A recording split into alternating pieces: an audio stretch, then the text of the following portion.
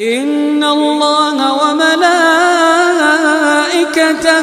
يصلون على النبي يا أيها الذين آمنوا صلوا عليه صلوا عليه وسلموا تسليما.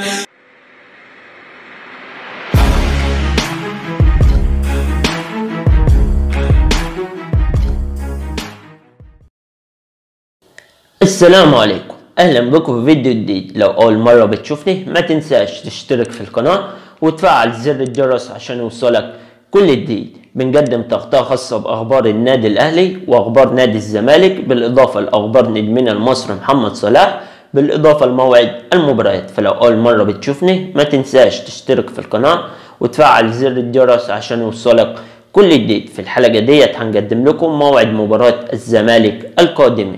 ان شاء الله هيواجه نادي الزمالك نادي جور ماهيا الكيني في الجولة الخامسة من بطولة الكونفدرالية تحت المسمى الجديد كأس الاتحاد الافريقي.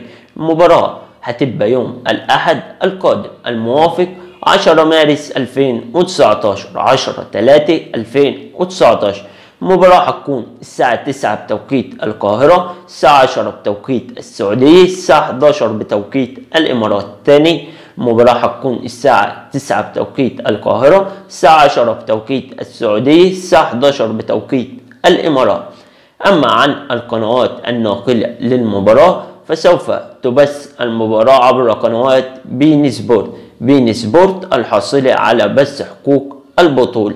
أما عن ترتيب المجموعة حتى الآن فيأتي في المركز الأول فريق نصر حسين داي الجزائري برصيد 7 نقاط، وفي المركز الثاني فريق جور ماهيا الكيني برصيد 6 نقاط، وفي المركز الثالث فريق الزمالك المصري برصيد 5 نقاط، وفي المركز الرابع فريق بيترو أتلتيكو الأنغولي برصيد 4 نقاط. المباراة دي مهمة جدا جدا لنادي الزمالك، نتمنى التوفيق لنادي الزمالك في المباراة وحصد ال3 نقاط. قبل ما نختم توقع نتيجة اللقاء، وصاحب التوقع الصحيح هننزل اسمه في الفيديو بعد المباراة مباشرة. دي كانت حلقتنا عن موعد مباراة الزمالك مع فريق جور ماهيا الجولة الخامسة. ما تنساش ان عجبتك الحلقة شير الحلقة عشان توصل لأكبر عدد ممكن، واشترك في القناة وفعل الجرس عشان يوصلك